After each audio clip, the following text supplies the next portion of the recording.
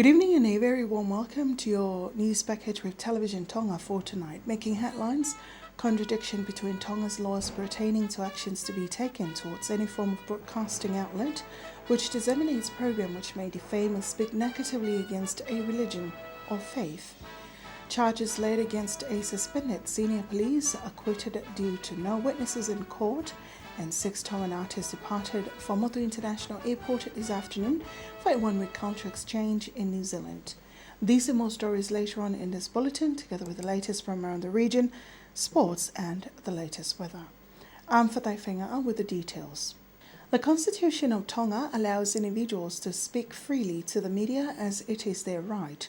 The statement was made by the Honourable Justice Minister Clive Atwood in Parliament. However, the Director of the Ministry of Communications and Information, Paolo Mao, says this contradicts the policy on content disseminated through radio and television. If that information affects or refers negatively to a religion or faith, that media outlet can be shut down.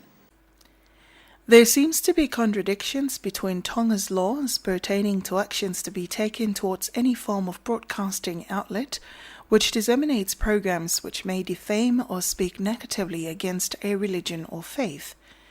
The Honourable Minister of Justice Clive Atwood in Parliament said that the government cannot do anything or take any action against an individual nor broadcasting station that broadcasts a program which speaks about a religion or faith unless that information or program directly breaches Tonga's laws. The Justice Minister clarified this in response to questions raised in Parliament in past weeks over the issue.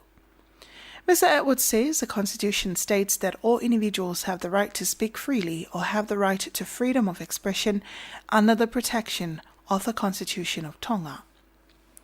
However, in an interview with the Director of the Ministry of Information and Communication, Paolo Mao, this morning, he says the Code of Contents outlined in a Freedom of Information policy under Tonga's Communications Act 2000 states that all forms of media abstain from any form of content or views that might affect others.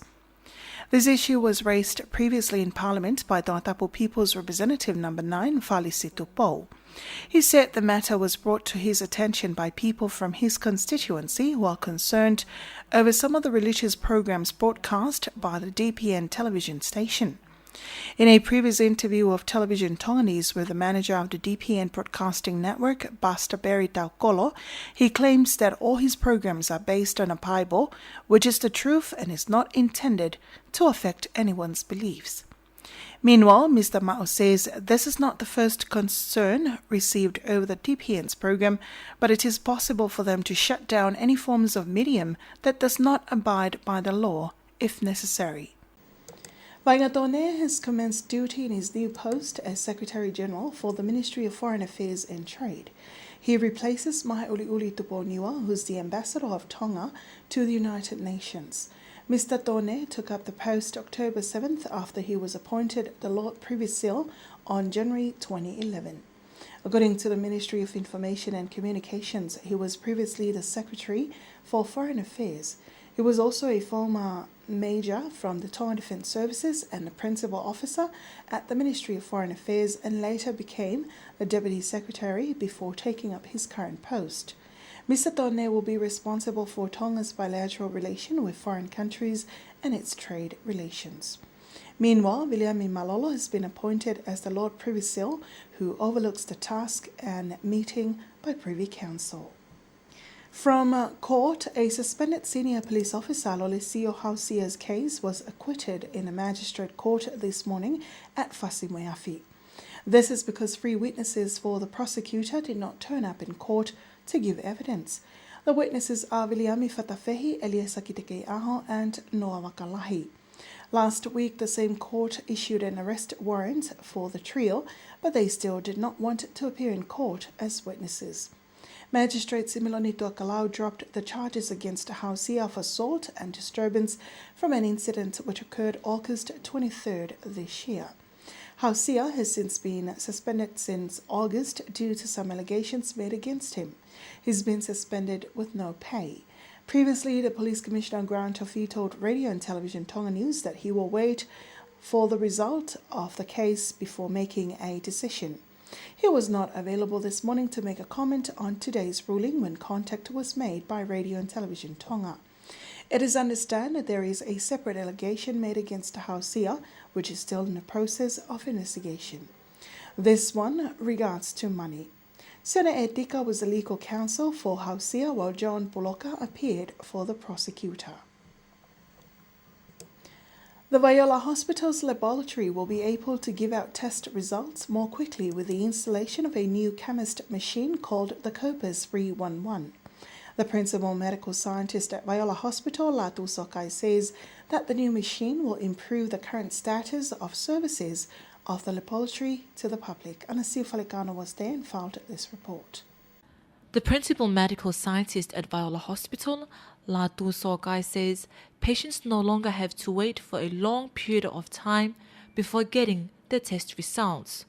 The new Copus 311 enables test results in a matter of hours. Before, we had two machines which could determine test results, but there were limits to those machines. This new machine is an upgrade that enables it to process more tests quickly. It can do more than what the past equipment could do. A specialist training is held this week to educate the laboratory staff and familiarize them with the new machine. It was led by a chemist specialist from New Zealand, Ian Green. Runs at about 3 times the speed of one of these. So the staff that are operating this analyzer have been down to Auckland for training for a week. And then the analyzer was shipped up. An engineer came up from our company and installed it, set up a water system behind it because it runs on pure water. And then I've been up here this week doing some extra training and the commissioning of the analyzer. According to Latu Soakai, one of the old chemist machines will be transferred to the Wellingatoni Ngu Hospital in Mava'o. The new chemist machine, Copus 311, cost more than 170 pa'anga, as it was donated by the Australian government through AusAid. Climate change is one factor which continues to affect the agriculture and food sector in Tonga. A Deputy Director of the Ministry of Agriculture and Food, Forest and Fisheries, Daniel Hapanoa, told Television Tonga News that they are taking initiatives to help farmers combat climate change in regards to agriculture. Sinlanto reports. The agriculture and food sector is deemed as very important to the kingdom.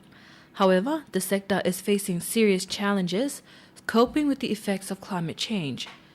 The Deputy Director for the Agriculture Ministry's Corporate Services, Daniela Hoponoa, says the effects of climate change on agriculture and food is already evident. The agriculture and food sector in Tonga has been affected by climate change for the past 20 years. For example, the rain and drought seasons.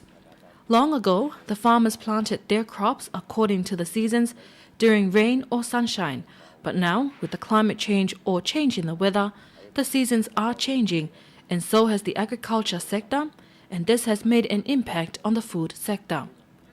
The Deputy Director says they are conducting surveys and research to see what type of crops, fruit-bearing trees and other plants they can plant to withstand climate change effects. The ministry is now working to combat the damages caused by climate change on agriculture and food. First, we try to introduce crops that would be favorable with Tonga's climate and withstand the effects of climate change, like the different kinds of taro. The Tongan taro grows better in the wet season. We also try to improve the way crops are grown, as well as fruit-bearing trees. We all know that if they only plant one type of crop, like squash or watermelon, then it's mostly likely to be affected by climate change than actually planting different crops and fruit-bearing trees on a land allotment.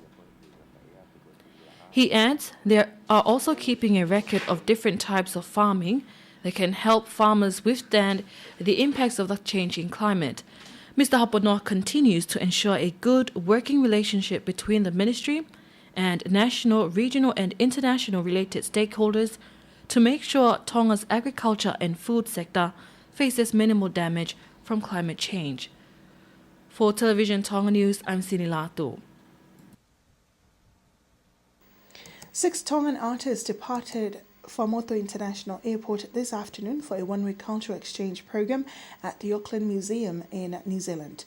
The program is a result of the close working ties between Creative New Zealand Art Council and the Tonga Handicrafts and Cultural Tourism Support Program funded by NZ Aid. Anasi Falikano tells you more. The Tongan Group for the Cultural Exchange Program in New Zealand met with the New Zealand High Commissioner to Tonga, Mark Talbot, yesterday at his office to show their appreciation for funding the program.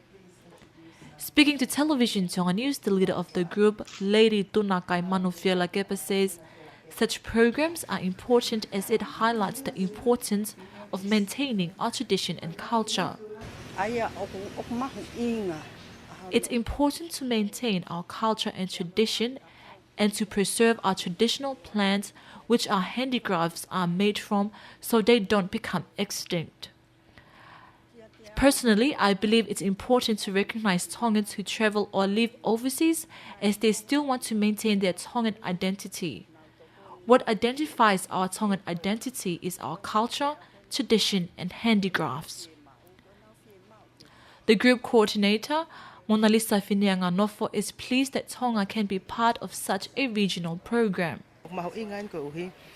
The Tongan handicrafts will display during the program is also a good promotion of Tonga, and we can provide the Tongan New Zealand. The Tongan handicrafts we will display during the program is also a good promotion of Tonga, and we all can provide to New Zealand market. Our products will have a good exposure as it will be displayed in a New Zealand museum, which shows the level of importance of our Tongan-made products. The group is made up of master artists who specializes in the art of gaffa, sennit lashing, or making a braiding of the rope used to tie around the ta'avala or mat waist, tamale from New Toua, also known as tupo mohenoa. Another member is Metuliki Whakatawa, who specializes in Tongan arts like poetry and music and dance. The 3 women members are Ne Atatupo, Paya Mai Lau, and Taileti Lassa, who specialize in Tongan fine or weaving. The group will showcase their art during the exchange program before returning home next Saturday. The Food and Agriculture Organization, or FAO, has awarded a Vava'o businesswoman, Dai Kutenbell, with the World Food Day Model Farmer Award.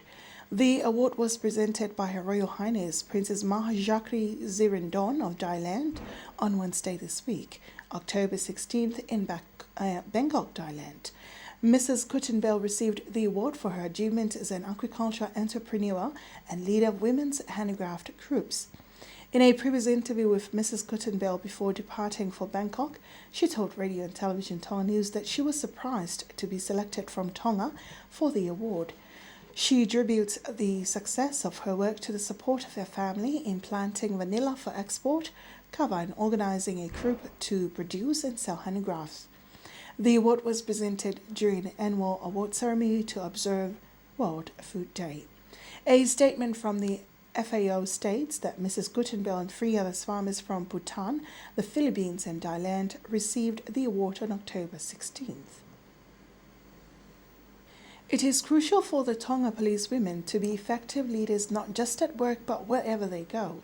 This is the focus of this year's Tonga Police Women Annual Conference, which is held this week at the Longalonga Police Station. Whanonga Vekoso was there and filed this report. Speaking to Television Tonga News, the Deputy Police Commissioner, Lau Aitu Tuponiua, says there are ways of becoming a good leader. A person does not need to be in her high rank before becoming a good leader. She can do her job well, be a good leader, be a servant to others, serve the people even at the lowest rank in order to be an excellent leader. The conference also aims at strengthening the work standards of Tonga police women, which can be achieved with good support. It's about supporting each other, and it's about role modeling, and it's also about sharing information and believe in changes and make changes for the betterment. This is the 4th conference of the Tonga Police Women. The 3-day meeting ends today. For Television Tonga News, I'm Whanonga Vekoso.